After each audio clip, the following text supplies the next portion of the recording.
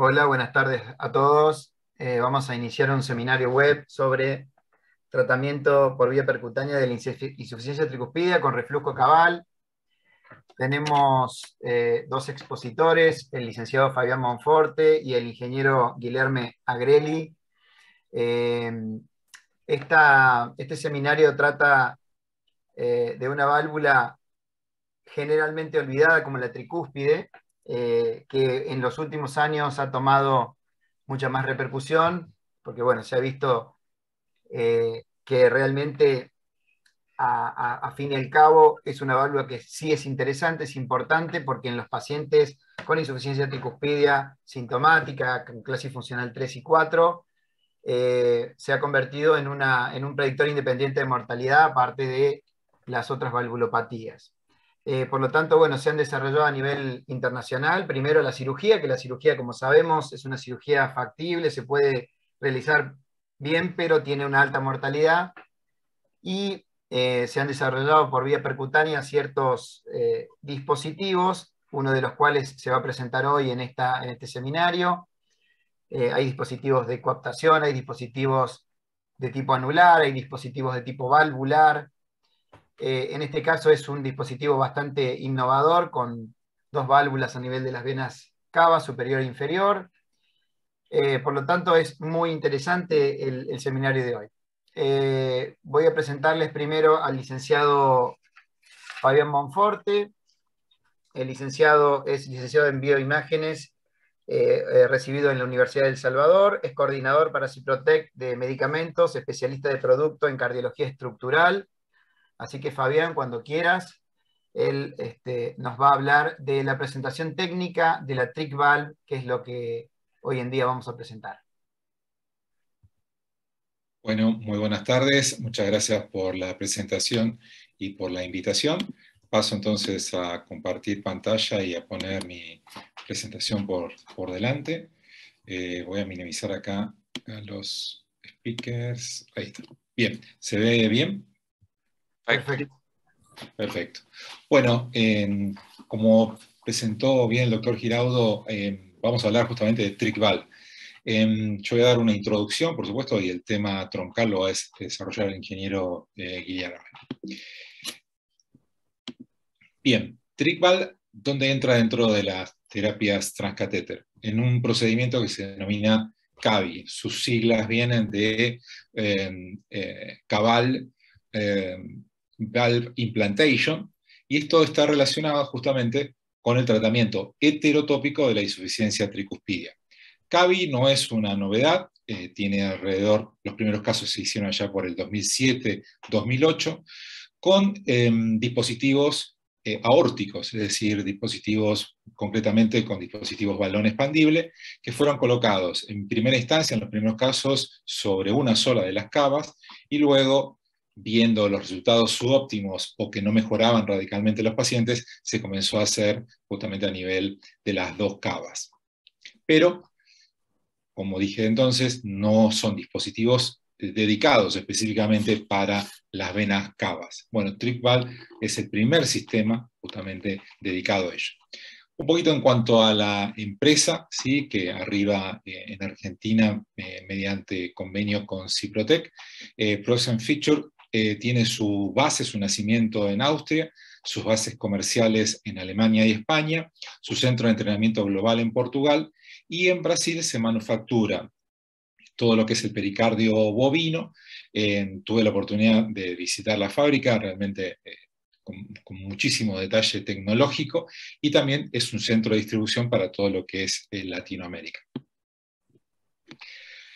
Actualmente, trick valve tiene alrededor de más de 600 casos realizados en todo el mundo, ya cuenta con su respectivo CE Mark y tiene muy avanzado su proceso de homologación por FDA. Un poquito redondando la idea inicial, la insuficiencia tricuspidia, entonces, significativa o severa grave, es una enfermedad valvular comúnmente asociada con resultados adversos, su mortalidad es muy alta a nivel quirúrgico. Se han desarrollado ya dispositivos también intentando resolver esto, más allá de los utilizados para otras terapias, como son las mitrales o los aórticos en posición justamente cabal. Sin embargo, muchos de esos sistemas tienen sus limitaciones anatómicas, por ejemplo, gaps severos de las valvas, las configuraciones, justamente la válvula tricuspidea es muy particular, tiene una forma ovoidea, sus valvas no son simétricas como la aórtica, es decir, tenemos una valva mucho más grande que las otras dos.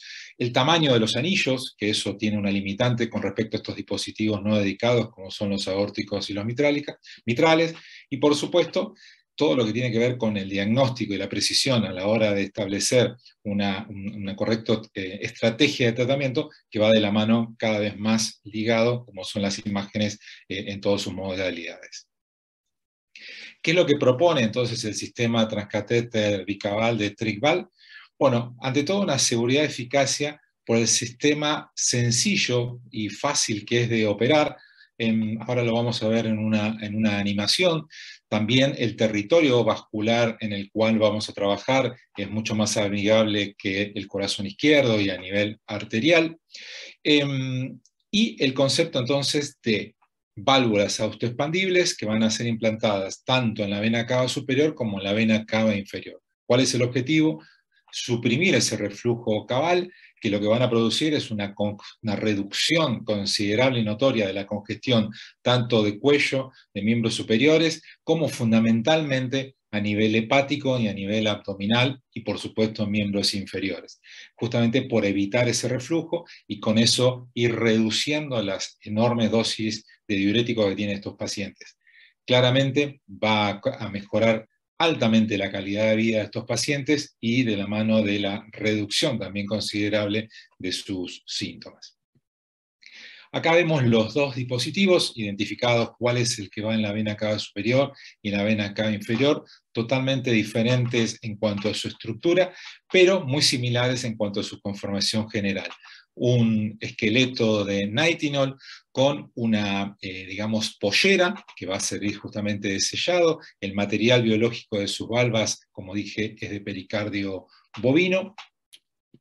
Y yendo más en detalle, por ejemplo, el dispositivo que va en la vena cava superior tiene distribuida su fuerza radial, un concepto muy importante, sobre todo en los dispositivos que son autoexpandibles, siendo en la parte superior muy baja esa fuerza radial. ¿Por qué? Porque como lo podemos ver aquí en la imagen a la derecha, ¿sí? Va a quedar alojado en lo que es vena cava superior, entonces ahí debe adaptarse a las diferentes longitudes, a los diferentes diámetros derivados que tiene este vaso.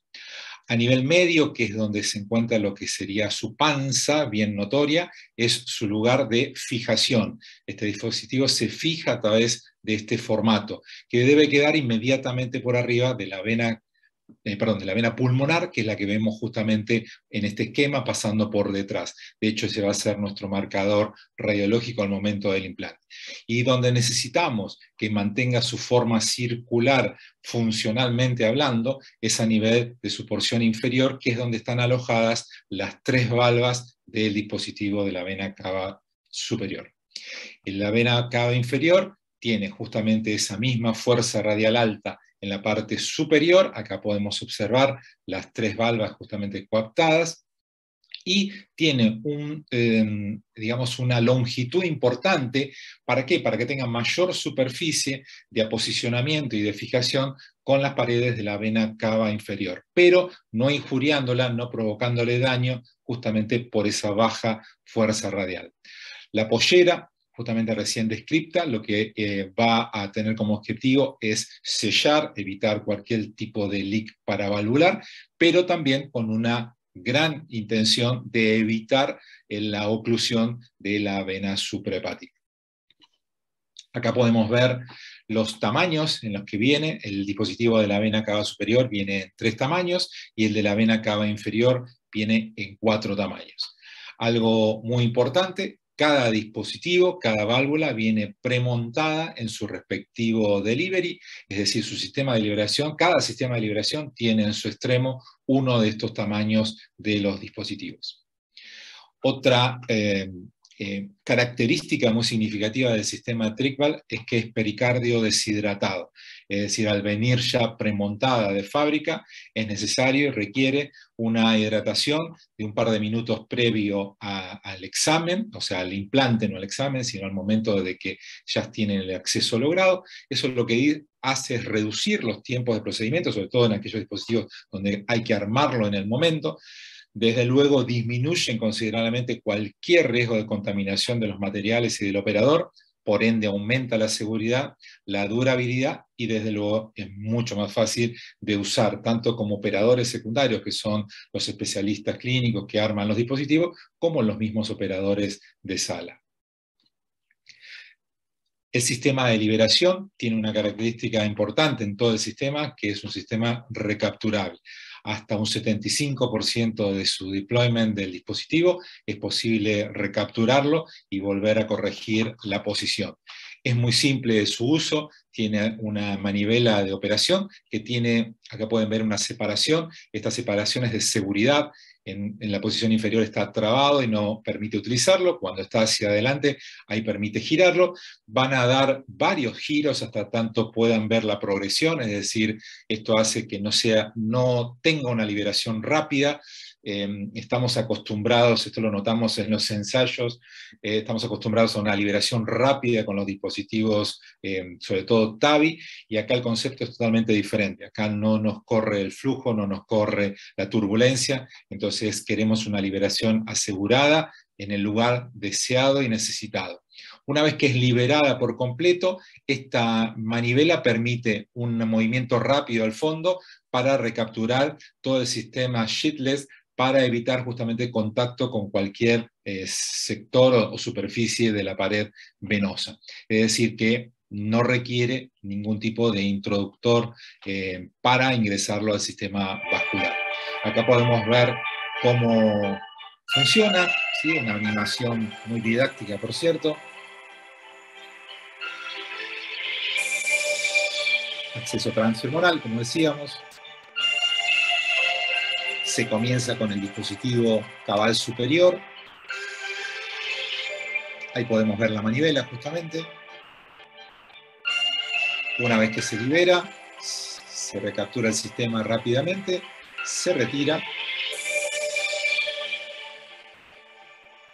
se ingresa el dispositivo de la vena cava inferior, se repite la maniobra,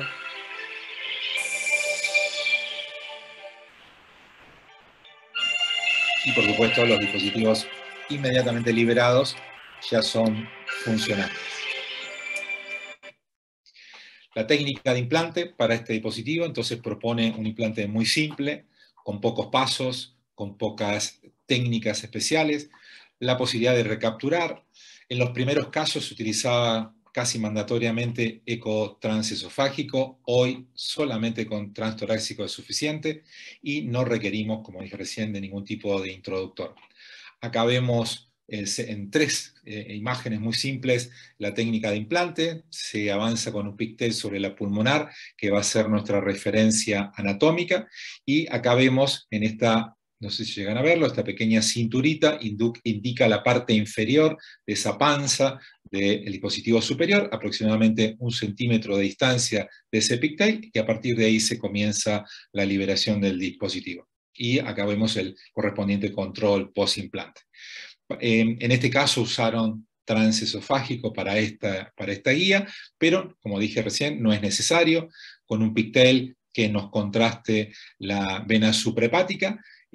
Como decíamos, esto nos permite ver justamente el territorio específico de la vena cava inferior y su desembocadura en la aurícula. Una vez que se avanza, acá hay un marcador radiopaco que se ve más claro. Si le damos un poquito más de parallax se va a notar mejor aún. Y eso lo que nos está marcando es la longitud total de la pollera. Entonces tenemos que garantizar siempre que esta pollera no ocluya por completo la vena suprahepática. Con que nos deje liberado un 50% es más que suficiente. Y ahí comienza la liberación controlada y muy simple, como se explicó anteriormente. Acá vemos entonces el control final donde vemos justamente la válvula no es tratada, la válvula tricuspidea no se trata, por eso vemos contraste en las dos cavidades, y ya va a hablar seguramente el doctor Guillermo de lo que es la ventricularización del atrio, que es un poco el concepto de esta terapia.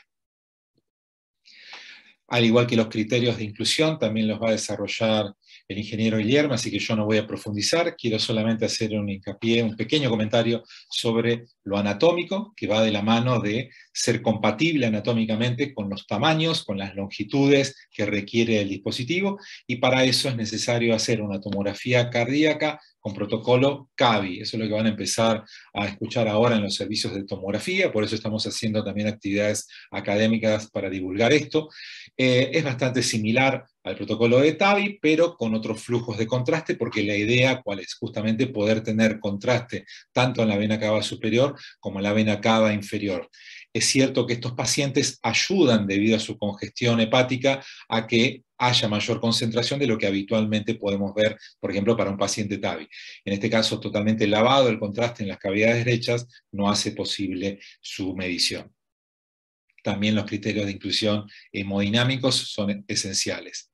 Entonces, TrickValve podemos afirmar, podemos sostener que mejora la calidad de vida en esta trilogía renal, hepática, cardíaca, ¿sí? Detiene entonces el deterioro de la insuficiencia ventricular derecha, disminuye la congestión de hígado y páncreas también, la citis por ende, y se entiende que debería mejorar muchísimo la presión pulmonar. En cuanto a las cavidades, ¿sí? Se han observado, como en este caso, una reducción después de los 3-4 meses justamente de control tomográfico, en algunos pacientes una reducción de las cavidades derechas. En cuanto a otros tratamientos, tiene una ventaja o las limitantes de otros procedimientos. ¿Por qué? Por el tamaño de los anillos, justamente, que los dispositivos no dedicados no pueden alcanzar, los ventrículos pequeños, los gaps, como decía recién, esos gaps muy grandes, como se puede ver acá, entonces que no son factibles con otros métodos. Y algo no menor, este sistema es compatible con pacientes con marcapaso previo. Para cerrar, la evidencia clínica, de la cual también va a hablar el ingeniero Guillermo, justamente se publicó recientemente en TCT los avances a 6 meses de este registro TRICUS Euro, y se encuentra enrolando el actual registro TRICUS, ¿sí? Que comenzó este año, donde se enrolan 450 pacientes y se espera resultados a 30 días, 6 meses y 1 año. Bueno, eso es todo. Muchas gracias. Bueno, excelente en tiempo, Fabián. Muchas gracias, ahora, Fabián. Clarísimo. Bueno, Diego. Para seguir con el programa, yo quería agradecer primero a Ciprotec. Muchísimas gracias por el apoyo que nos brindan siempre al colegio y por la educación médica continua que están haciendo con este programa, no solamente con tricuspidea, sino también con aórtica. Lo vamos a presentar al ingeniero Guillermo Agrelli. Muchísimas gracias, Guillermo. Obrigado, obrigado pelo convite. Él es el ingeniero responsable en el diseño de la válvula y el encargado de la parte de investigación de PIF. También tenemos en el panel de discusión a la doctora Carla Gatiello, al doctor Oscar Méndez, al doctor Roberto Sapino. Muchísimas gracias. Y a Martín Bodoira. Muchísimas gracias por estar todos acá. Lo escuchamos a Guillermo. No sé, Guillermo, como vos quieras, si querés hacer cada presentación y una mínima discusión, o si querés presentar todo junto y discutimos todo al final, eso decidilo vos como quieras. Sim, assim que terminar a primeira apresentação, eu pergunto se tem alguma dúvida e seguimos adiante. Claro, gracias. Primeiramente, muito obrigado pelo convite, por essa oportunidade de apresentá-los a essa nova terapia. Fabian fez uma excelente apresentação, facilitou muito o meu trabalho aqui, e eu vou complementar com alguns dados e algumas informações sobre como nós selecionamos os pacientes para tratamento e depois detalhes dos implantes. Então, como se foi apresentado, nós sabemos que os pacientes com insuficiência tricúspide, eles têm uma mortalidade muito alta. Diferentes estudos apresentam números, mas todos eles em comum, eles mostram uma baixa sobrevivência desses pacientes, pacientes que têm insuficiência tricúspide isolada ou pacientes que têm insuficiência tricúspide associada com doença da válvula mitral, todos esses pacientes, eles apresentam uma mortalidade alta, uma evolução ruim, uma grande taxa de reinternação e de complicações. Mesmo quando esses pacientes tratam a válvula mitral e mantêm a insuficiência tricúspide, eles apresentam uma evolução ruim. Nós sabemos que a cirurgia para esses pacientes, ela tem a capacidade de resolver a doença da válvula tricúspide, mas ela está associada com uma alta mortalidade hospitalar. E nós acompanhamos os serviços, não é uma cirurgia comum, não se faz essa cirurgia de rotina, é uma cirurgia que tem um volume baixo de execução e os resultados imediatos, a mortalidade imediata é muito alta, acaba que esses pacientes ficam sem opção terapêutica e a partir do momento que a doença está num estágio muito avançado, esse paciente se transforma num paciente inoperável. Então, nós temos um volume muito grande de pacientes que são inoperáveis. Então, esses pacientes, eles têm uma evolução, uma progressão da doença muito ruim, associada com comorbidades, e a partir de um determinado momento, esse paciente passa a não ter uma opção de recuperação clínica. Esse paciente já não responde à terapia clínica e qualquer intervenção cirúrgica nesse paciente é muito arriscada e não se é mais viável. Então, toda a cardiologia passou a olhar para esses pacientes para entender melhor a evolução da doença tricúspide, entender melhor as terapias, quando se faz necessário uma intervenção e a partir de que ponto esses pacientes podem não retornar mais, uma vez tratados, eles não têm nenhuma evolução. Então, esse é um desafio que nós temos hoje, isso todos nós estamos trabalhando para entender melhor o paciente, entender melhor a evolução desse paciente e para desenvolver novas terapias que possam cada vez mais tratar esse volume grande de paciente que nós temos com insuficiência tricúspide. A TricValve, como foi apresentado pelo Fabian, é uma opção heterotópica, então nós temos um procedimento mais simples, pois nós não fazemos nenhum tratamento diretamente no coração, nós colocamos as válvulas nas cavas superior e inferior, o que facilita muito a intervenção, transforma essa intervenção numa intervenção simples, de baixa complexidade, e nós indicamos para os pacientes em estágio avançado da doença da válvula tricúspide. Então, esses pacientes todos apresentam sintomas, a classe funcional 3 e 4. Esses pacientes, eles precisam apresentar uma hemodinâmica favorável para o implante da TricValve, e eles precisam de uma anatomia favorável também. Então, nós fazemos uma avaliação tomográfica desses pacientes, avaliamos os diâmetros das cavas, nós temos as informações clínicas e nós temos a avaliação hemodinâmica.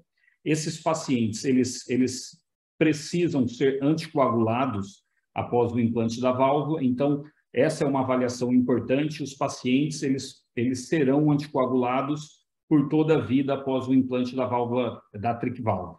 Como essa válvula é implantada na cava e é um fluxo de baixa pressão e um fluxo lento, os pacientes precisam de anticoagulação.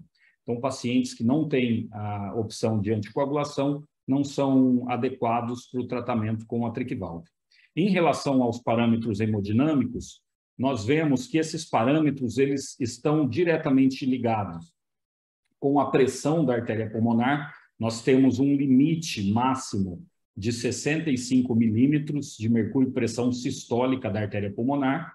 Nós temos a necessidade de que a onda V, que a pressão do átrio no momento da sístole seja de pelo menos 15 milímetros de mercúrio, e nós temos uma TAPSE, que é uma medida, embora não seja uma medida muito precisa, mas é uma medida da função ventricular de no mínimo 13 milímetros, a excursão do anel.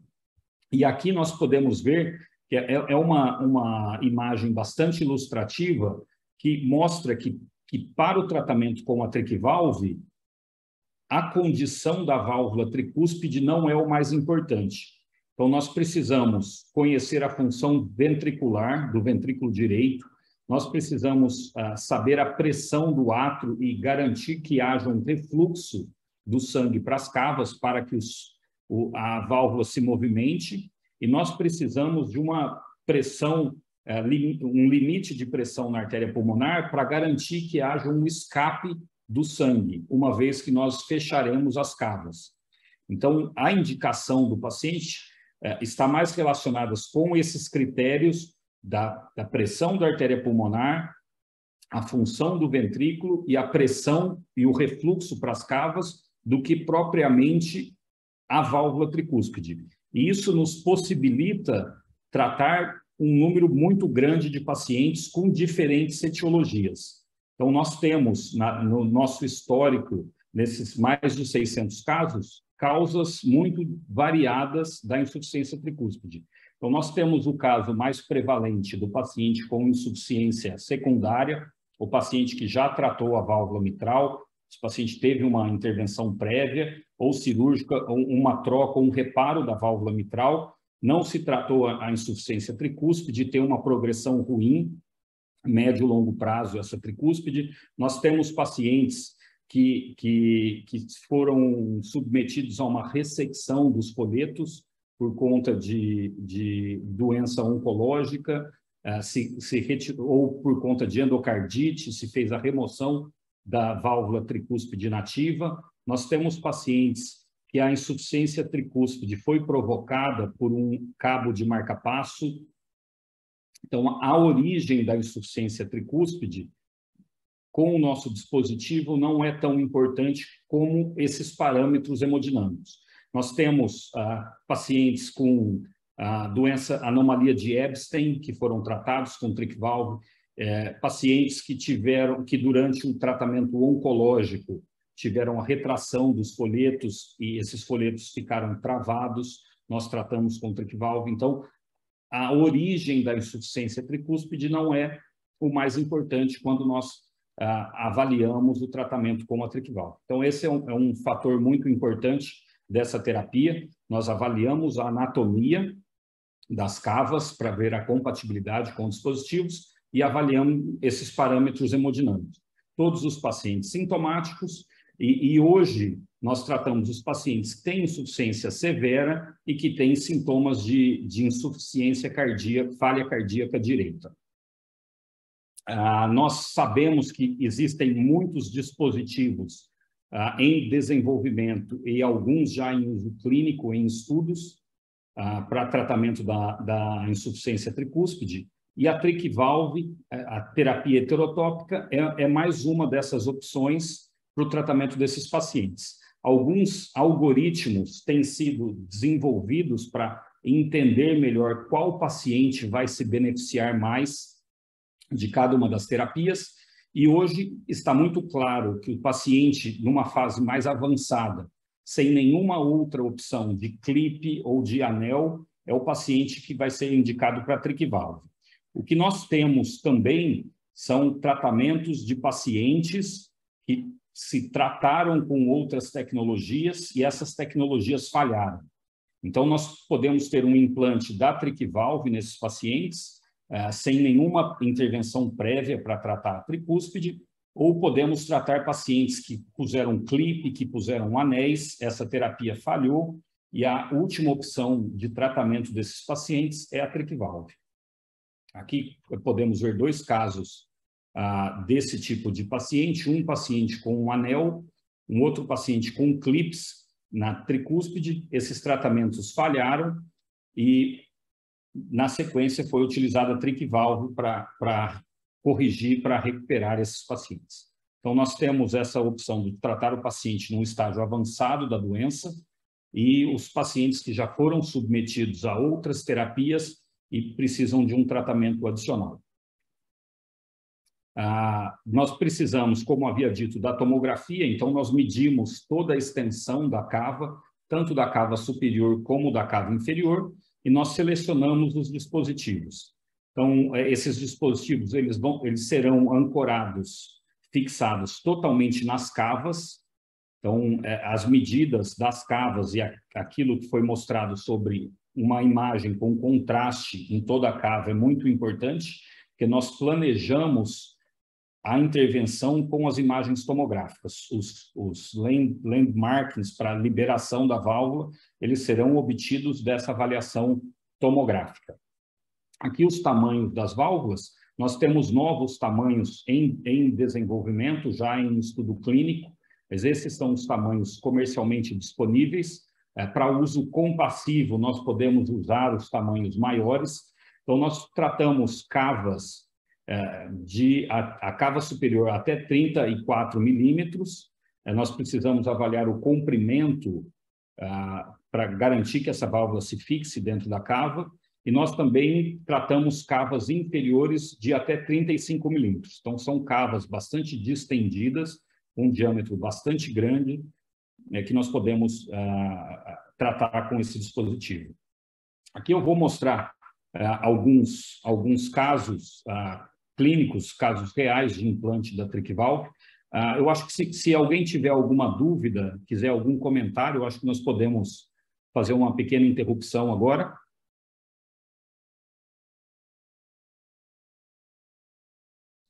¿Alguien del panel quiere hacer alguna pregunta? Guillermo, yo creo que tanto tú como Fabián enfatizabas en la importancia del tratamiento a tiempo de estos pacientes y que una vez transcurrido ese umbral sería como no beneficioso.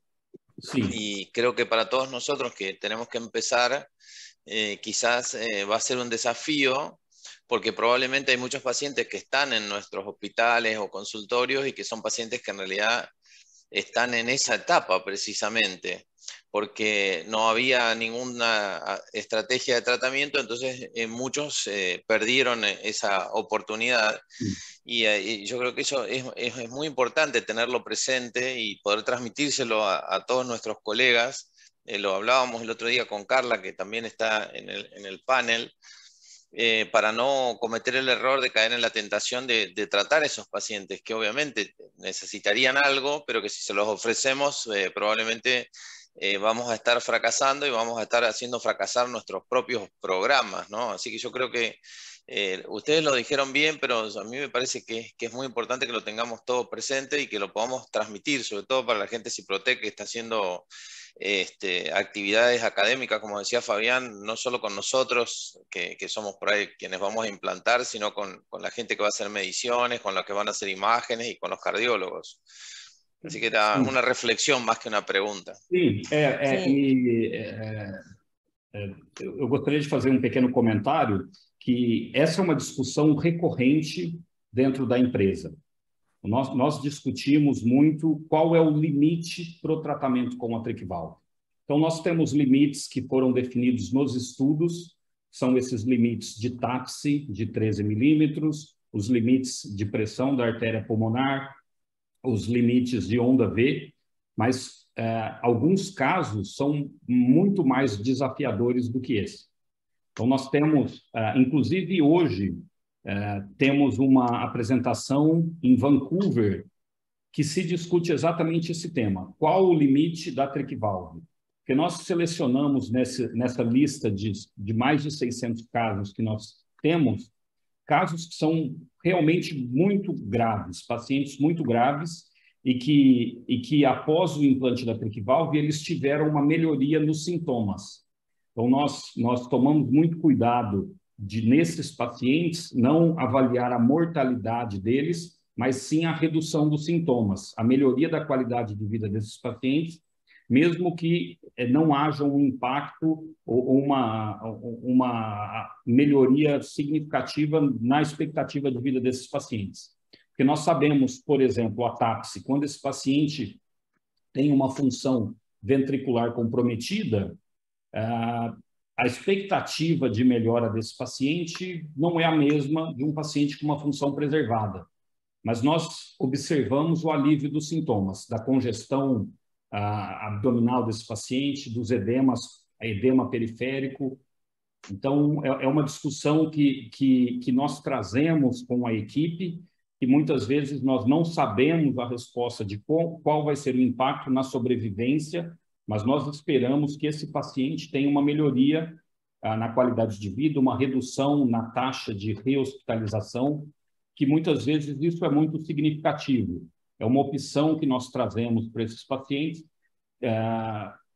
e isso nós sempre discutimos. Esses casos críticos, nós discutimos, talvez não sejam os casos ideais para o início de uma experiência, e assim que a equipe passa a conhecer melhor o dispositivo, se entende melhor toda a equipe, os intensivistas que tratam o paciente pós-implante, entendem melhor a terapia, entendem melhor a resposta do paciente à terapia, começa a indicar para casos mais graves. Então, esse é uma questão de nova terapia que nós sempre temos dentro da empresa com essa discussão.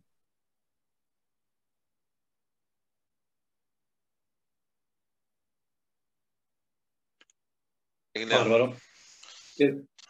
Bien. ¿Quieren que seguimos adelante, Guilherme? Sim, vou seguir com um caso. Este é um caso que foi realizado no Hospital Sírio-Libanês, no Brasil, pela equipe do Dr. Alexandre Abzaid e o Dr. Fábio Sandoli. Aqui tem os dados do paciente tratado. Então, nós vemos que é uma paciente com... Aqui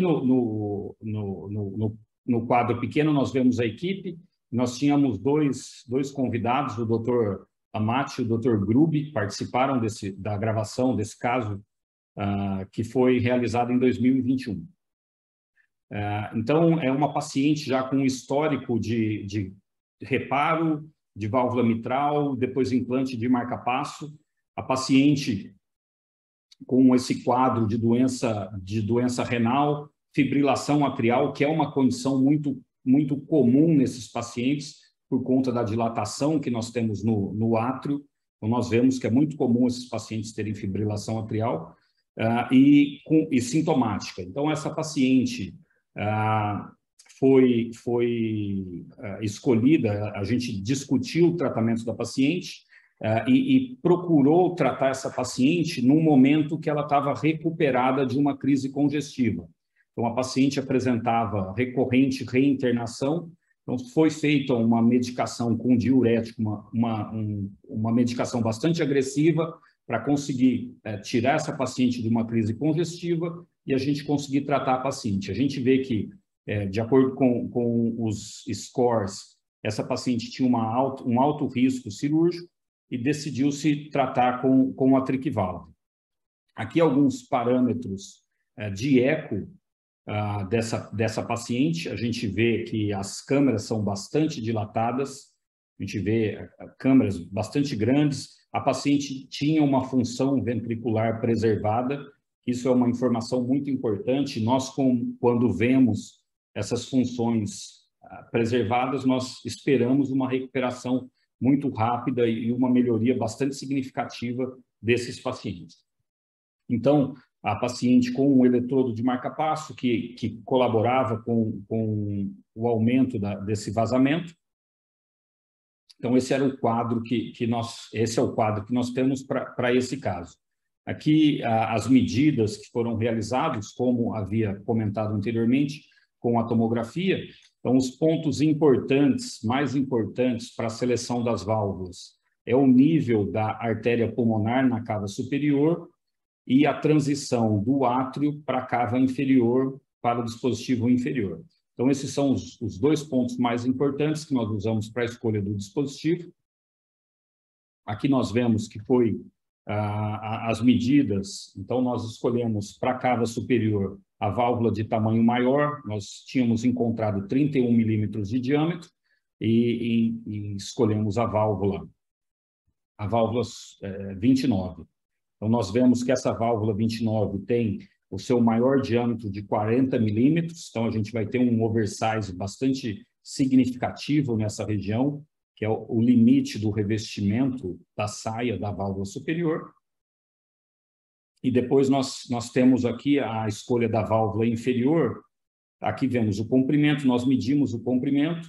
Aqui a válvula inferior, nós também fazemos a medida dessa transição. Este caso aqui, nós vamos ver que a medida é um pouco acima da medida recomendada para implante, mas nós decidimos seguir. A paciente estava com uma medicação diurética, estava com um tratamento diurético bastante intenso, e nós notamos que logo abaixo da veia hepática, essa veia tinha uma redução no calibre.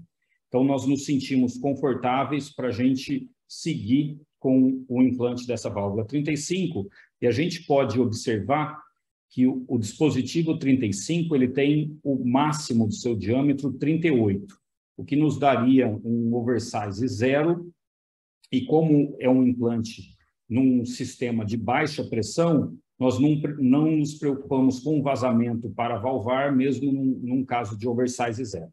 Aqui é o implante da válvula, que a gente vê um catéter já posicionado na artéria pulmonar. Então, nós passamos esse catéter na artéria pulmonar, que ele vai servir de referência para o implante da válvula superior. Aqui, como é o primeiro caso que foi realizado, o primeiro caso da equipe, nós fizemos essas injeções de contrastes para confirmar o posicionamento, mas hoje nós somos muito seguros em seguir sem essas injeções de contraste na cava superior. Nós conseguimos fazer esse implante totalmente sem a injeção de contraste. Aqui a preparação do catéter. Então, nós posicionamos o catéter, encontramos a posição de implante. Aqui, seguimos para o implante, preparamos o catéter. O Fabian havia também comentado sobre o sistema pré-montado. Essa é a preparação do sistema. Simplesmente se injeta solução salina, solução fisiológica. Nós fazemos a remoção do ar do sistema e o sistema está pronto para uso. Aqui já a colocação da válvula, então é feito um acesso percutâneo. Aqui se usou 2 perclose para fechamento desse acesso. Então nós subimos com a válvula e nós identificamos a primeira porção da válvula, que é o que nós chamamos de coroa da válvula. Essa região entre as duas cinturas é a esfera que nós temos, que nós chamamos de belly, a barriga, a pança da válvula, e aqui nós temos a válvula. Então, nós cruzamos o marcador da artéria pulmonar com essa segunda cintura, e essa é a posição de implante. Então, aqui nós vemos que durante a liberação há uma tendência desse dispositivo de subir, de se mover para a cabeça, então nós precisamos mantê-lo na posição correta. Se essa posição não é adequada, nós podemos recapturar essa válvula, nós fazemos um movimento contrário de liberação e nós começamos novamente. Um outro ponto muito importante que nós incluímos nesse processo de liberação é fazer o ajuste da paralaxe. Então, quando nós abrimos essa primeira porção da válvula, aqui nós vemos que não tem um ajuste de paralaxe. Então, hoje, quando nós abrimos essa primeira porção, nós fazemos um ajuste de paralaxe para ter uma medida mais precisa do posicionamento. Essa também é uma técnica que nós trouxemos da técnica do implante de TAV, de fazer esse ajuste de paralaxe ao longo da liberação para ter certeza do posicionamento. Aqui nós vemos a liberação, que é uma liberação bastante lenta. Nós já abrimos a primeira porção, estamos terminando a esfera da válvula. Aqui nós vemos o marca-passo, o cabo do marca-passo que fica preso ao redor da válvula, e nós vemos a desconexão final do sistema. Então, aqui nós fazemos a desconexão, a válvula superior está liberada. Ela vai ficar ancorada na região da artéria pulmonar, que vai segurar essa válvula, impedir que ela migre. E depois, a partir desse momento aqui, é uma checagem da válvula, verificando a função dos folhetos. Nós ainda temos o fio-guia, então não se vê uma boa mobilidade dos folhetos por conta do fio-guia, e também porque nós temos a válvula, a cava inferior totalmente aberta. Então, nós não temos um fluxo que vá fazer o folheto se movimentar. Nesse momento, nós passamos para o implante da cava inferior. Para a cava inferior, o que nós fazemos? nós retiramos o catéter que estava na pulmonar e colocamos esse catéter dentro da veia hepática e nós fazemos pequenas injeções para confirmar o posicionamento. Aqui é importante, principalmente em casos com diâmetros grandes na cava e com tortuosidade, que nós tenhamos o eco para confirmar o posicionamento do stent dentro do átrio. Então, nós medimos a protusão, quanto desse stent está dentro do átrio durante toda a liberação. Então, nós confirmamos pela imagem fluoroscópica e comparamos com a imagem do eco. Então, nós verificamos a posição. Se esse stent ultrapassa 10 até 15 milímetros é aceitável, mais do que isso, nós recapturamos a válvula e iniciamos uma liberação mais baixa. Então, aqui a gente segue com o implante, a gente checa com o eco a todo instante o posicionamento da válvula. Então, essa válvula numa posição adequada, a gente mantém o implante. Aqui vemos a desconexão também, já a última porção do stent sendo liberado. Aqui a gente já aprendeu, nós vemos essa pequena pulsação do stent, isso significa que ele está todo apoiado contra a parede da veia. Então, aqui nós vemos que há um contato do stent com a veia, isso garante uma estabilidade nessa liberação, e agora se faz uma liberação muito lenta. Essa válvula também tem uma tendência de se ir para dentro do coração durante a liberação. Então, a todo o momento, nós seguramos o catéter e, a partir do momento que a válvula está em contato com a veia, nós começamos a aliviar a tensão. Aqui a gente vê uma liberação bastante lenta para que se reduza a tensão, elimine a tensão e lentamente se desconecte a válvula do catéter, e aí a válvula está toda implantada. Aqui, agora, nós faremos uma injeção para confirmar a eliminação do refluxo. Neste vídeo aqui, nós não temos a gravação da curva de pressão, então a retirada do catéter é um implante. Como nós não temos alta pressão e é muito lento esse implante, nós não temos obstrução, não temos nenhuma instabilidade hemodinâmica. Então, aqui a gente vai fazer a retirada do catéter e aqui uma injeção final para confirmar. Essa injeção também, muitas vezes, não é feita por conta da insuficiência renal desses pacientes. Então, para se evitar a injeção de contraste, não se faz essa última imagem. Nós confirmamos com a pressão e com o eco o funcionamento da válvula. Eu vou mostrar para vocês um segundo caso. É um segundo caso que também foi realizado em São Paulo. Aqui eu já vou passar um pouco mais rápido para a gente ver como é essa liberação. A válvula superior posicionada, aqui nós vemos também eletrodos de marca-passo. Nesse caso, a distância, aqui vemos o catéter na pulmonar. Neste caso, a distância da cava ela era curta, nós tivemos que subir com uma porção do stent dentro da veia braquicefálica. Então, o stent ele se projetou na braquicefálica, ele ultrapassou o comprimento da cava superior, mas essa avaliação foi feita na tomografia, nós avaliamos o diâmetro da veia braquicefálica e não havia risco em se fazer esse implante nesse posicionamento. Então, aqui se avalia, então nós checamos a posição, vemos a cintura nesse nível, cruzando o pigtail. Então, nós cruzamos o pigtail com a pança da válvula, então nós estamos prontos para a liberação. Aí aqui faremos novamente uma liberação bastante lenta dessa válvula. Aqui checando com o eco normalmente não vê bem a cava superior, nós só conseguimos ver essa porção final da cava depois da válvula liberada. Então, o mais importante é a gente seguir com as imagens fluoroscópicas para o implante da cava superior. Então, seguimos com esse implante aqui. Esses primeiros casos, todos eles foram realizados com proctoring remoto, por conta do lockdown e da pandemia, e nós vimos que, pela simplicidade do procedimento, isso não comprometia o resultado. Então, com uma equipe de especialistas locais e um proctor remoto, a gente viu que era totalmente possível a implantação dessas válvulas. Aqui a gente vê uma liberação bastante lenta e a todo instante se puxando a válvula para baixo para evitar que ela siga em direção à cabeça. A todo momento se tensiona a válvula para baixo para evitar que ela passe desse ponto. Então, é uma liberação muito lenta, nós podemos ir checando a estabilidade e o posicionamento. Se essa válvula não está adequadamente liberada, até o final dessa pança, da barriga da válvula, nós podemos recapturar a válvula.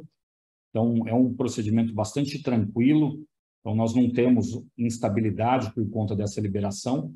Então, nós podemos ir lentamente, checando a todo instante. Nesse momento, nós já temos o contato do stent com a parede da veia, e isso daí dá uma estabilidade. Aqui está se recuperando, vai se reposicionar a válvula, a gente vê que ela foi reencapsulada, ela se desceu um pouco e vai continuar essa liberação.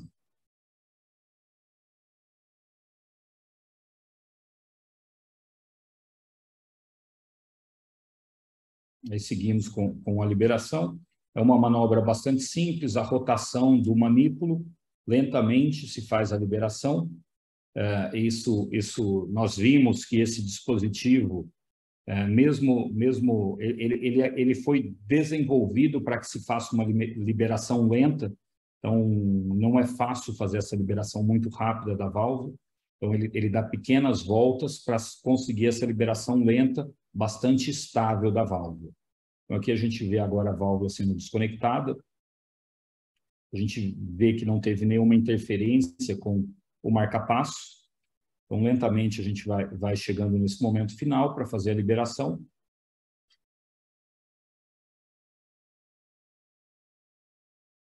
E aqui a gente já começa a ver os stents para fora do catéter e os conectores que são expostos. Aqui uma retração bastante lenta da ponteira pelo dispositivo para a retirada do sistema.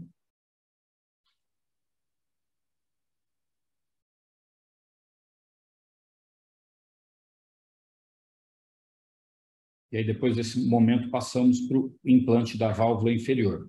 Aqui, o catéter foi colocado na veia hepática também. Aqui foi mantido o catéter na pulmonar, mas tem o catéter na veia hepática. E aí, a partir desse momento, nós subimos com o segundo sistema e posicionamos de maneira a não ocluir a veia hepática e não ter uma protusão muito grande dentro do átrio. Então, aqui, vou acelerar aqui, a gente vai ver o dispositivo. Aqui são as imagens de eco para controle, a gente ainda não tem um dispositivo. Aqui a gente começa a subir com o dispositivo, a navegar com o dispositivo para dentro do átrio. Então, nós cruzamos a veia hepática. E aí nós temos essa posição para a liberação da válvula. E aí nós seguimos também, nós fazemos a conferência com o eco e com pequenas injeções de contraste na veia hepática, e uma liberação bastante lenta, ajustando a posição a todo instante desse dispositivo. Se é necessário um reposicionamento grande, nós recapturamos e reposicionamos. Aqui vamos ver uma liberação bem lenta do dispositivo. Aqui o eco checando.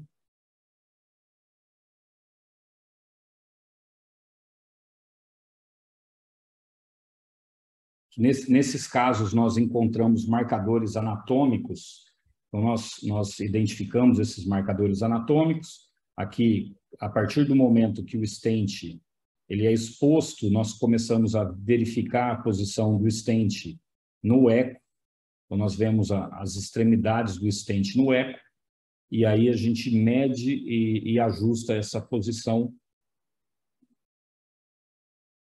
Aqui nós vemos bem lentamente, aqui já começa a aparecer o stent.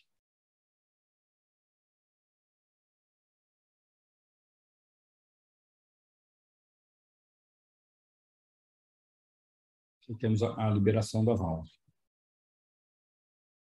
Como a gente viu no primeiro caso, a partir desse momento que nós temos a válvula, o stent em contato com a parede da veia, o sistema fica todo estável. Nós vamos vendo essa posição. Lentamente se chega no final, confirma a posição. Aqui nós vemos bem lentamente a válvula ainda conectada no catéter. A gente checa a posição do stent dentro do átrio, a protusão, quanto desse stent está dentro do átrio. Nesse momento já é possível ver a válvula em funcionamento. E nós fazemos a desconexão final, aqui o stent se abrindo totalmente.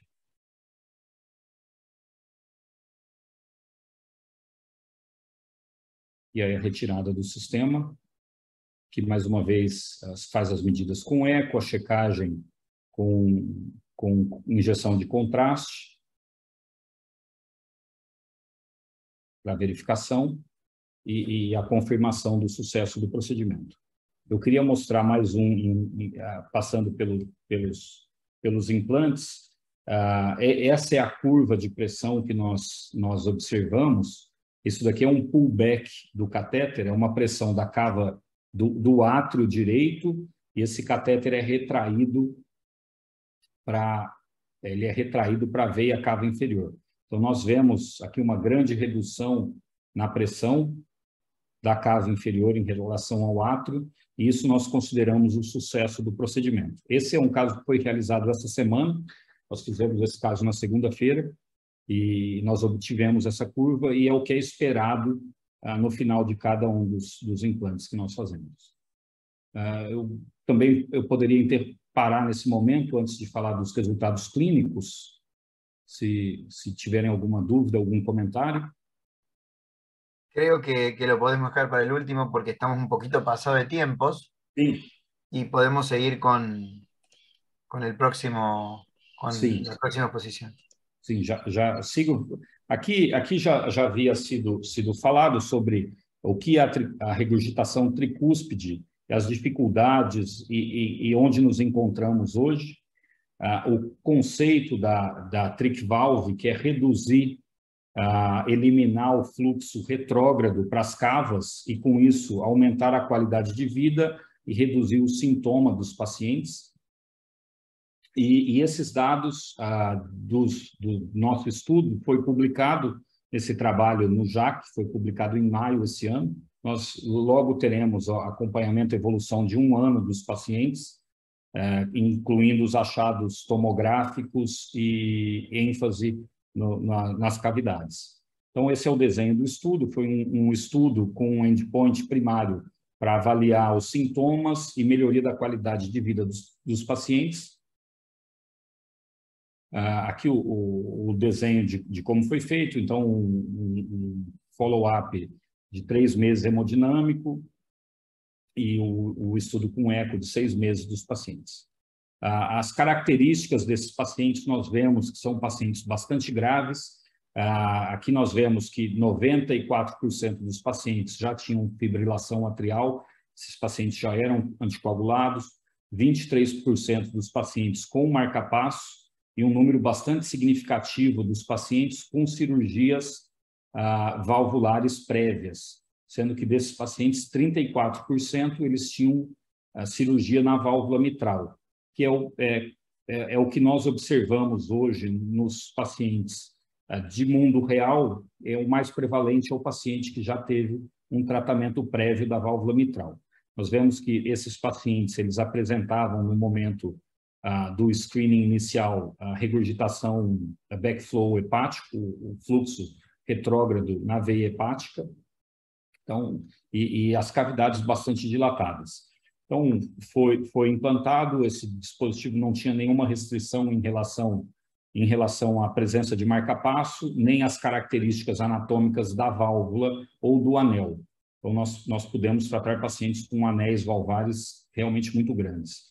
É um o que nós encontramos é um procedimento bastante seguro, uma taxa bastante alta de sucesso e uma segurança grande nesses pacientes.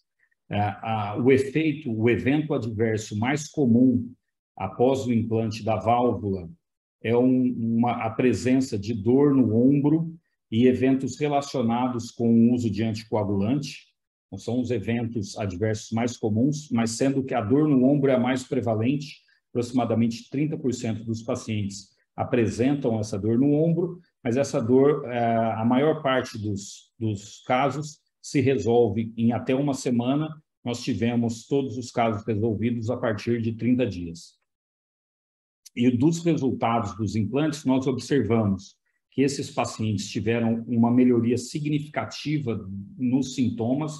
Então, eles tiveram uma redução da classe funcional, sendo que no início todos os pacientes eram de classe 3 e 4, e em 6 meses, cerca de 80% dos pacientes eram de classe 1 e 2. Nós acompanhamos a evolução desses pacientes, nós observamos que esses pacientes eles evoluíram ao longo do tempo. Então, com 30 dias, metade dos pacientes eram classe 1 e 2, com 3 meses, 61%, com 6 meses, 74%. Aqui é importante notarmos que de 3 para 6 meses nós não tivemos nenhuma morte do paciente, então é o mesmo grupo de paciente, eles continuaram melhorando em relação aos sintomas. Nós observamos que, em relação à qualidade de vida, também esses pacientes melhoraram e mantiveram essa melhoria da qualidade de vida.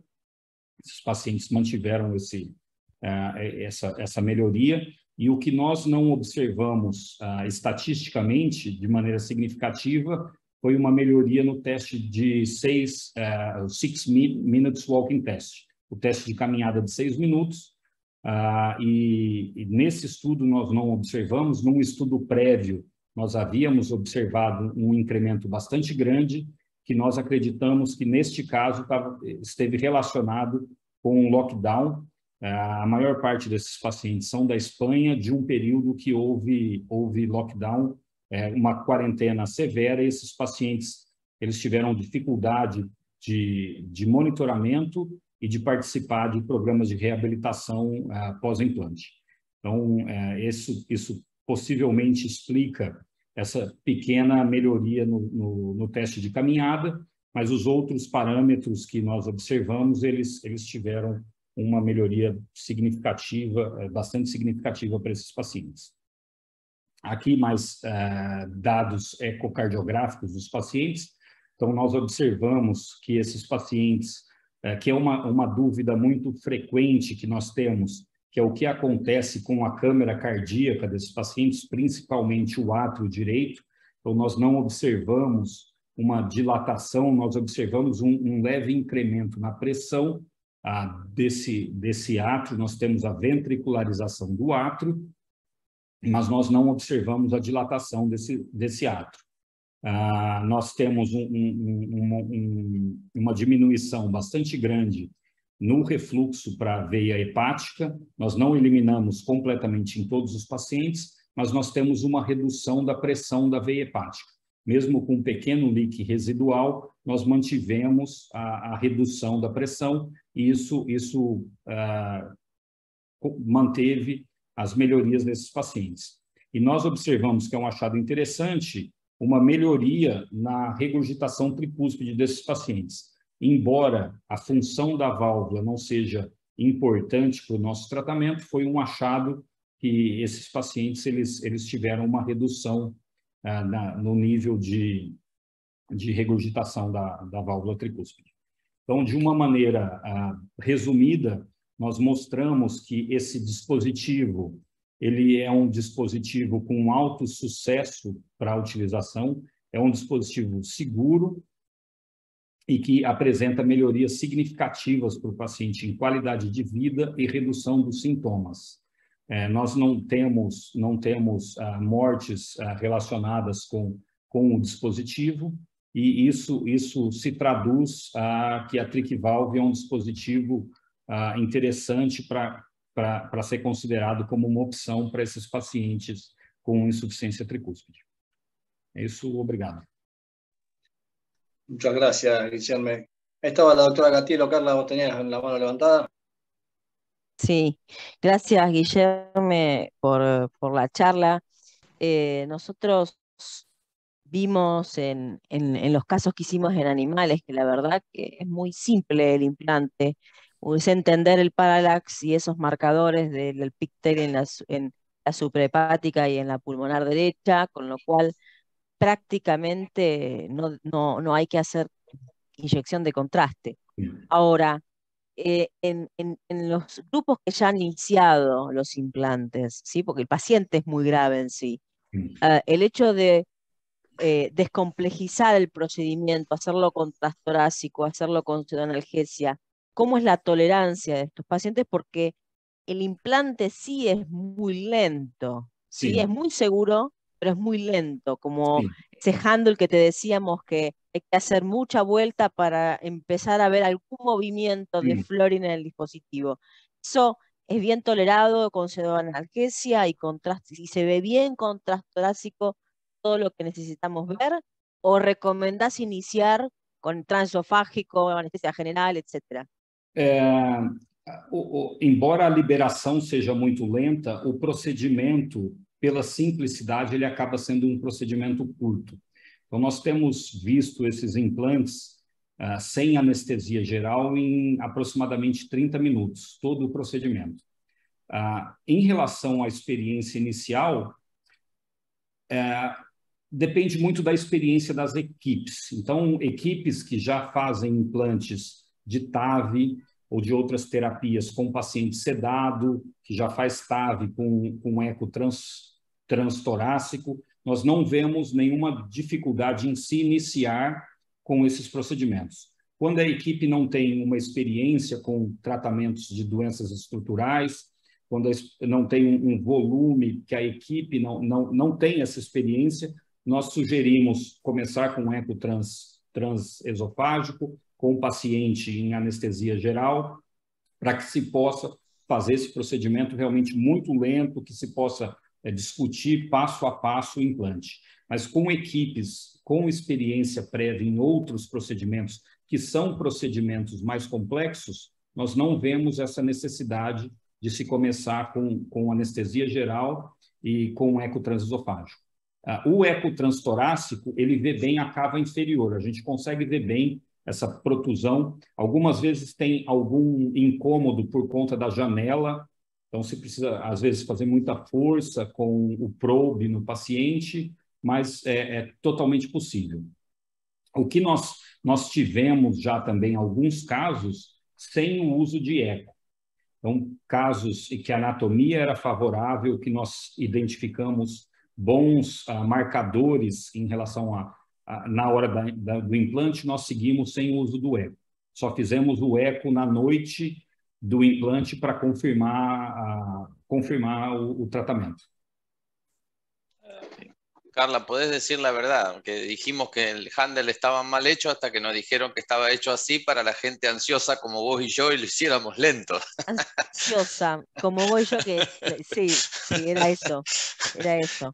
Y una cortita, nosotros en el animal, obviamente el animal era un animal chancho de poco quilaje, ¿sí? De menos de 40 kilos, y desinsertamos la vena. O sea, en el animal no pasa nada, clampeamos la vena, seguimos haciendo el procedimiento hasta liberarlo, hasta hacer el implante final. Esto es 27 French, ¿no? Sim, 27, mas nunca tivemos problemas de acesso. Exato. Porque as veias são muito dilatadas. Então, quando nós temos a tomografia, que podemos medir até as veias, normalmente encontramos veias acima de 10 milímetros de diâmetro.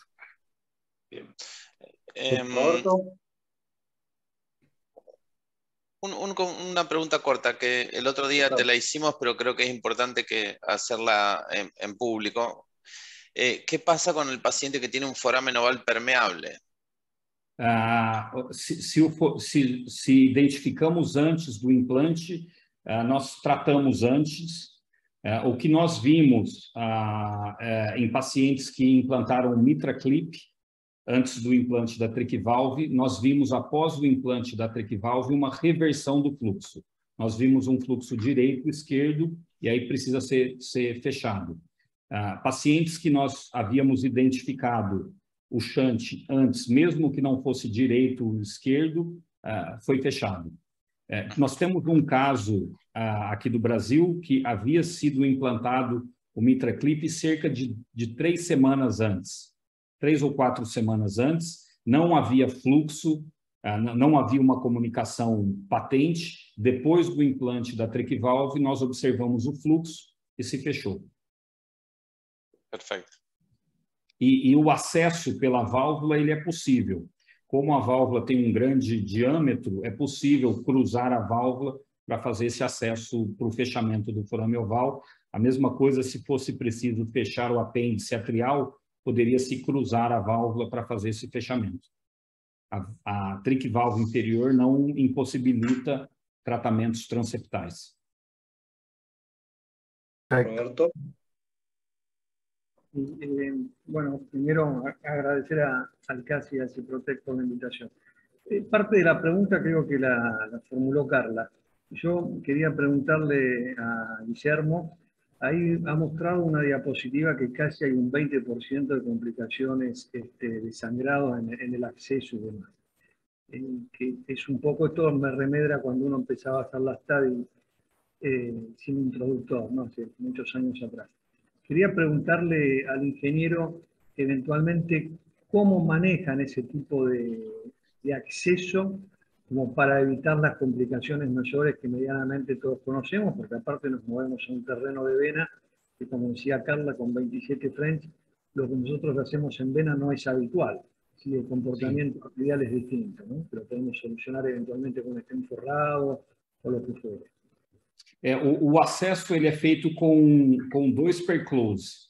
Se usa 2 perclose para o acesso percutâneo e o sangramento que nós temos, naquele número de sangramento, não é só de acesso, tem sangramento digestivo no acompanhamento desses pacientes. Essa é uma questão também que depende muito da experiência das equipes. Então, nós observamos que com equipes que já têm experiência com o MitraClip, que é um dispositivo também bastante calibroso, se manejam melhor esse acesso e têm menores complicações ou dificuldade no fechamento após a punção. Mas o mais comum que nós temos é o uso de 2 perclose para o fechamento. Martín. Doctor Mariano. Martín, perdón, Bodoira. ¿Qué tal? Guillermo, yo te quería hacer una pregunta que también la evacuamos los otros días, pero a mí sí me generó la duda siempre de entrar cuando empezamos a estudiar el dispositivo, porque esto claramente corre el foco de la válvula mitral y lo pone directamente en el síndrome clínico, en la insuficiencia cardíaca. Eso es lo que tenemos que tener siempre claro al principio. Y como tal es una situación absolutamente dinámica, el estado hemodinámico del paciente es dinámico y variable. Y a mí se me generó la duda inicialmente si nosotros podemos estar haciendo la evaluación, el planning de la válvula en un momento hemodinámico que va a ser distinto al momento del implante. Si nosotros podemos cometer un error ahí, el momento de la medición, y si ustedes han visto significativa variabilidad del tamaño, siendo que el tamaño de la vena es la limitante más importante del dispositivo. Nós tomamos cuidado de se avaliar tomografias de até 6 meses. Com mais de 6 meses nós não avaliamos e nós notamos que esses pacientes eles têm uma variação pequena nas cavas, mesmo do paciente que está numa crise congestiva com muito diurético, nós não vemos variação maior do que 2 ou 3 milímetros. Então, o que nós fazemos é, se o paciente está no limite da indicação, muitas vezes nós fazemos uma avaliação com eco no momento do implante, nós tomamos cuidado no momento do implante. Quando o paciente não está próximo do limite de indicação, então nós temos mais tranquilidade de se fazer esse tratamento. Uma coisa muito importante é que as cavas são todas dilatadas e elas perdem a complacência. Então, elas não têm mais complacência, essas cavas. Então, elas não têm variação nem durante o ciclo cardíaco. Nós observamos que a tomografia, em qualquer fase do ciclo, ela tem praticamente a mesma medida. A variação é muito pequena e mesmo da congestão ou não, a diminuição é de poucos milímetros. Essa cava perdeu totalmente a capacidade dela pulsátil.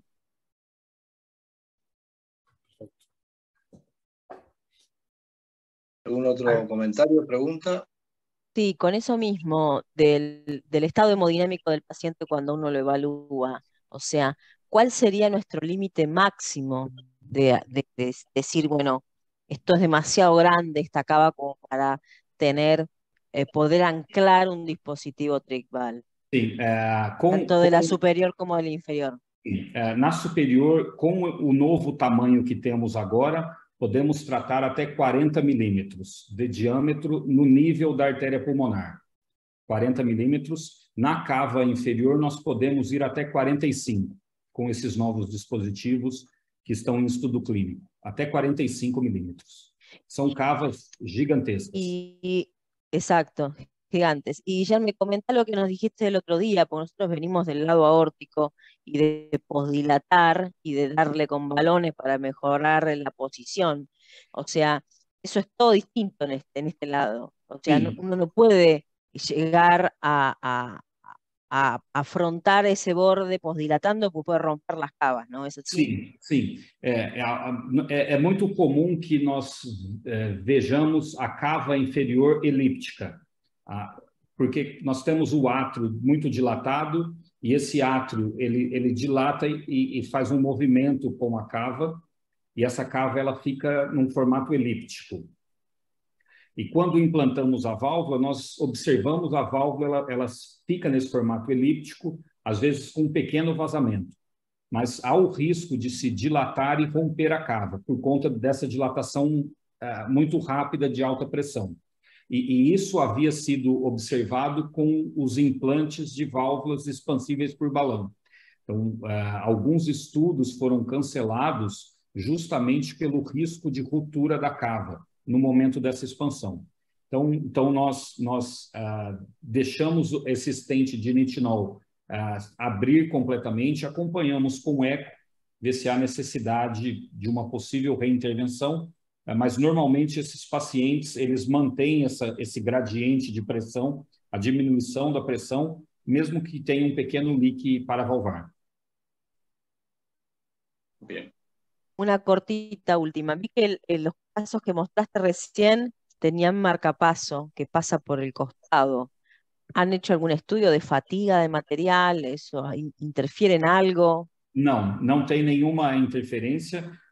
O único problema é que não se pode sacar este marcapasso depois. Bien. Ele fica entrapado entre o stent e a cava. Bien. ¿Alguna otra pregunta del panel? Roberto, Oscar. No, de mi parte no, gracias. Bueno, ya estamos medio en hora, Maxi. Yo quería agradecerle a todos ustedes, a Ciprotec, y te dejo a vos, Maxi, para que cierre. Muchísimas gracias. Bueno, un agradecimiento una vez más a Ciprotec por el constante compromiso con el CASI. Un agradecimiento especial para los expositores, para los panelistas excelentes y por supuesto para los oyentes de este webinar. Y bueno, cuando termine el Zoom va a haber una encuesta de satisfacción para la gente que la puede responder. Así que muchas gracias a todos.